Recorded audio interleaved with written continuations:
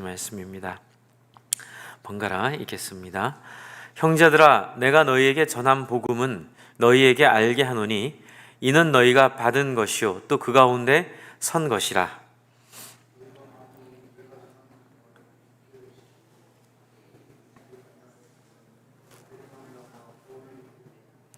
내가 받은 것을 먼저 너희에게 전하노니 이는 성경대로 그리스도께서 우리 죄를 위하여 죽으시고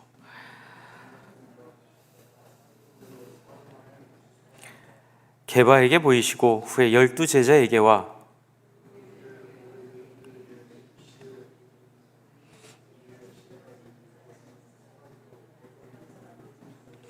그 후에 야고보에게 보이셨으며 그 후에 모든 사도에게와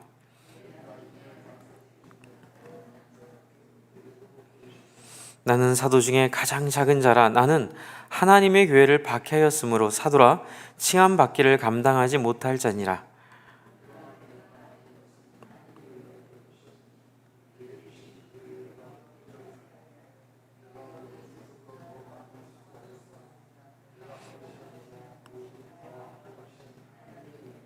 같이 읽습니다. 그러므로 나나 그들이나 이같이 전파하매 너희도 이같이 믿었느니라. 아멘. 같은 말을 하더라도 무슨 말을 먼저 하느냐에 따라 그 말의 영향력이나 또 말을 듣고 그 말에 도전받거나 변화되는 사람들의 모습이 달라질 수 있습니다. 밋밋하게 하면 지루하고 재미없죠. 그런데 오늘 사도 바울은 이 고린도전서 전체 구조를 통해 얼마나 이 이야기를 드라마틱하게 만들고 있는지를 말의 순서를 통해 보여주고 있습니다. 사실 처음부터 부활의 비밀을 너희가 알고 있지 않느냐, 너희가 부활했으니 이렇게 하라 그러면서 뒷얘기를 했다면 그 뒷얘기는 아마 잔소리처럼 들렸을 겁니다. 하지만 지금 고린도 교인들을 먼저 칭찬하고 그럼에도 불구하고 그들 속에 있는 그 수많은 문제들을 아주 분명하게 이야기하면서 이 고린도 교인들의 마음을 굉장히 들었다 놨다 한다고 하죠. 마음을 격동하게 했을 것입니다. 참 좋은 신앙인이지만 그러나 뒤에 있는 그 많은 이야기들을 통해서 너희가 아직도 얼마나 부족하고 인간적이고 세상적이고 하나님 주신 것들을 얼마나 잘못 쓰고 있는지 이렇게 이야기한 다음에 오늘 15장에선 이제 드디어 왜 그들이 그렇게 살았는지, 그리고 왜 그럴 수도 있는지, 또 우리에게는 고린도 교인들을 보면서 아무리 예수를 믿었어도 성령님을 경험했다 하더라도 한 주제를 계속해서 확인하지 않으면 그럴 수도 있다라는 사실을 오늘 말하고 있습니다. 그것이 1절입니다. 형제들아, 내가 너희에게 전한 복음을 너희에게 이제 알게 하노니 이렇게 되어 있는데 이제 헬라어 원문에는 말 그대로 있습니다. 너희를 알게 하는데 이는 너희가 받은 것이다. 근데 이제 영어 성경들에는 remind, 그러니까 다시 알게 한다. 너희 속에 있었던 것들을 다시 깨우친다. 근데 저는 이 문맥적으로 봤을 때 그 번역도 원문에 충실한 번역이라는 생각이 듭니다. 왜냐하면 뒤에 보면 이는 너희가 이미 받은 것이요 이렇게 되어 있습니다. 이미 알고 있고 받았지만 복음을 잊어버리고 있었다. 이미 알고 있었지만 부활을 놓치고 있었다. 이렇게 우리가 이해할 수 있죠. 그럴 수 있습니다. 이게 한편으로는 우리에게 위로가 되고 한편으로는 도전이 되죠. 주 안에 사랑하는 성도 여러분, 예수님 믿고 하나님 앞에서 변화된 것 참 귀하고 감사합니다. 그런데 우리가 이미 받았다 하더라도 복음을 다시 알아야 되고 복음을 계속 우리 안에서 다시 확인해야 되고, 근데 이 복음의 핵심은 바로 지금 말하려고 하는 부활에 대한 이야기입니다. 우리의 삶이 얼마나 영광스러운지 놓치게 되면, 그리고 우리의 상급이 무엇인지를 잊어버리게 되면 우리는 자꾸 이 땅에 있는 것을 집착하게 되고 이 땅에 있는 것을 자꾸 추구하려고 합니다. 사람들에게 인정받는 것, 또 교회 안에서 권한을 자꾸 쓰려고 하는 것, 그리고 자기 중심적으로 살려고 하는 이것이 구원 못 받아서가 아니라 이것이 죄인으로 끝날 것 이래서가 아니라 구원받은 죄인, 하나님의 거룩한 백성이라 하더라도 그럴 수 있다는 것입니다. 그러므로 우리는 어떻게 해야 될까요? 복음으로 날마다 우리를 다시 깨우쳐야 됩니다. 다시 알게 해야 됩니다. 복음을 날마다 확인해야 합니다. 그 복음의 핵심은 바로 부활의 삶입니다. 이 땅을 살아갈 때마다 우리를 주눅들게 하고 우리를 늘 비교하게 만든 이 세상 가치에 맞서서 우리가 어떤 영광을 갖고 있는지, 어떤 존재인지, 그리고 우리가 앞으로 어떻게 살 것인지를 계속 생각하게 하지 않으면 고린도 교회가 겪었던 이 유감스럽고 불편하고 참 안타까운 하나님의 영광을 누리지 못하는 이 안타까운 모습을 우리도 뵐 수 있겠습니까? 경험하게 된다는 거죠. 그래서 제가 늘 말씀드렸던 회심에 이제 여러 단계가 있었는데요. 그 한 단계 굉장히 크게 역할한 게 이 구절이었습니다. 저희 전도사님께서 너희가 다시 복음을 깨닫고 매 순간마다 복음을 다시 묵상하고 한번 묵상했다고 해서 그것이 끝이 아니라 그것을 잊어버리고 살면 안 되고 너희가 이것을 날마다 상기하고 또 생각하고 이 부활의 소망을 간직해야만 한다. 참 저는 그때 처음 알았습니다. 복음을 계속 생각해야 되는구나. 한 번 구원받은 것이 끝이 아니구나. 참 그 말씀 속에 참 저에게 큰 변화와 소망이 있었는데요. 이 말씀 오늘 전하게 돼서 너무 기쁩니다. 그래서 이제 2절에 보시면 다시 이 복음을 알게 해야 된다고 하면서 뭐라고 얘기합니까? 만일 너희가 전한 말을 굳게 지키고 어떻게 해요? 헛되이 믿지 아니하면, 이 말은 또 우리에게 무엇을 알려주죠? 헛되이 믿을 수도 있다는 얘기예요. 그때 우리 전도사님도 저희한테 이 말씀을 전해주셨는데 너희가 구원받은 것은 죽기 직전에 어떤 모습으로 살아왔는지를 볼 때에 선택받았는지 안 받았는지 알 수 있으니까 정말 하나님 앞에 두렵고 떨림으로 구원을 이루어야 된다라고 말하시면서 너희가 이 말을 굳게 지키고 헛되이 믿지 말아야 된다. 그로 말미암아 어떻게 된다고요? 구원을 받을 것이다. 사도 바울이 얘기하고 있습니다. 구원이 가치 없이 그냥 아무에게나 나눠주는 그런 거 아닙니다. 구원은 너무나 소중하고 너무나 영광스러운 것입니다. 그 보배를 깨닫는 사람마다 이 구원을 누릴 줄을 믿습니다.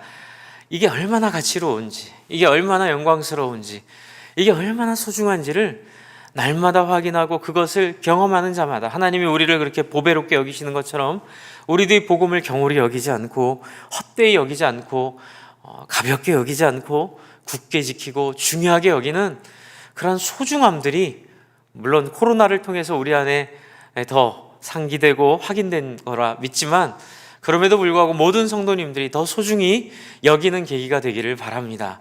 이제 저도 지난 한 3개월, 4개월 정도를 이렇게 돌아보면서 또 우리 교육자들과 또 우리 목장 지원부장님이 이렇게 도표를 하나 만드셨습니다. 지난 우리 4개월 동안 우리 교인들의 온라인 예배 참여 횟수 또 예배 참여의 모습들을 했는데 너무 감사하게도 저희 교회는 흔들리지 않고 많은 분들이 참여해 주셨습니다. 거의 저희 교회 전 교인들이 신앙생활 소홀히 하지 않고 있다는 게 이제 수치로 확인이 되는데, 하나 아쉬운 건 이 온라인 참여가 처음에는 굉장히 좋았다가 온라인 예배를 마무리하는 한두 주 전에는 급속하게 이렇게 떨어지는 모습을 보여줬습니다. 다행히 저희가 이제 현장 예배를 열어서 이제 다 참여하심으로 그것이 더 떨어지지 않고 원래대 정도로 갔다고 이렇게 평가가 됐는데, 그럼에도 불구하고 우리 안에도 이런 익숙함 또 이런 좀 소홀히 되는 것들이 없지 않아 있을 수도 있겠다는 생각을 하게 됐습니다. 이 말씀으로 함께 우리를 다졌으면 좋겠습니다. 말을 굳게 지키고 헛되이 믿지 아니하면 그로 말미암아 구원을 받는다고 하십니다. 우리의 선물로 받은 하나님의 은혜인 이 놀라운 구원이 하나님 앞에 영광스럽게 확인되도록 두렵고 떨림으로 우리의 구원을, 이 부활을 상기하는 모습으로 우리의 구원을 잘 이루어가는 저와 여러분 되기를 바랍니다.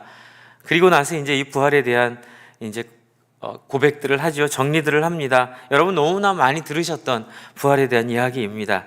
부활은 성경대로 그리스도께서 우리 죄를 위하여 죽으시고 성경대로 살아나시고 실제로 지금 역사하고 계시는 실제 상황이라는 고백을 하고 있습니다. 그리고 9절부터는 나도 보았다고 얘기합니다. 저는 참 이 구절이 좋은데요. 나도 그 부활의 주님을 보았다. 물론 겸손히 얘기를 합니다. 나는 사도 중에 가진 작은 자고 나는 하나님의 교회를 박해하였으면 사도라 칭함을 받지 못하였지만 하나님의 은혜로 내가 나 되었다. 근데 여러분, 이것은요 진짜 부활을 경험한 사람만 하는 얘기예요. 왜 그럴까요? 살아계신 예수 그리스도를 만난 사람은 이렇게밖에 될 수 없습니다. 하나님을 만나고 예수님을 보면요, 그냥 저는 아무것도 아닌 거예요. 정말 가장 작은 자일 수밖에 없고요.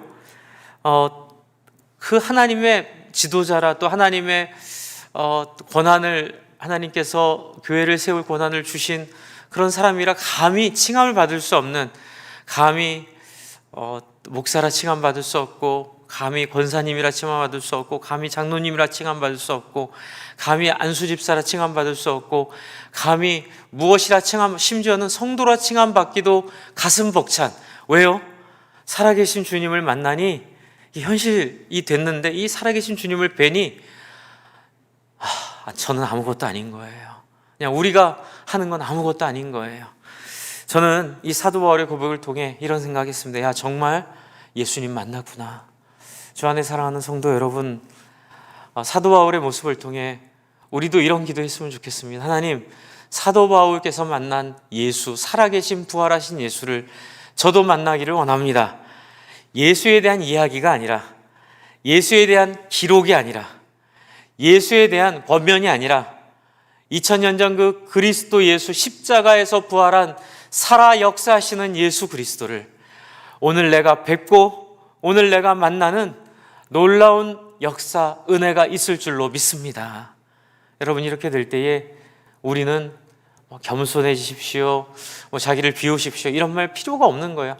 예수님 만나면요, 그냥 그것이 이루어집니다. 하나님 앞에 무릎 꿇게 되고 항복하게 되고 하나님 앞에 엎드리게 되는 이 놀랍고 영광스러운 부활하신 예수를 만나는 이 일들이 오늘 모든 우리 성도님들의 시간 속에 있기를 기대하고 또 축복하고 기도하고 확신합니다. 제가 한번 기도하겠습니다. 하나님 아버지, 그렇습니다. 우리도 부활하신 예수님 만나기를 원합니다. 부활하신 예수님과 날마다 교제하기를 원합니다. 날마다 부활하신 예수님을 뵙고 그분의 음성을 듣고 그분 앞에 엎드리는 놀라운 신앙의 영광을 맛보기를 원합니다. 하나님, 우리 모든 성도님들 속에 이 부활하신 예수님 만나게 하시고 이 일을 위하여 다시 복음을 상기하는, 다시 복음으로 자기를 세우는, 다시 복음의 진리 앞에 나아가는 놀라운 역사 허락하여 주시옵소서. 찾아와 주시고 만나 주시고 교제하여 주시옵소서. 그리하여 코로나 시대에도 무너지지 않고 코로나 시대에도 떠나지 않는 영광스러운 하나님의 복음의 능력을 우리의 삶을 통하여 보고 확인하고 전할 수 있도록 우리 사명에게 모든 권속들 하나님 붙잡아 주시옵소서. 예수님 이름으로 기도합니다. 아멘. 함께 기도하겠습니다.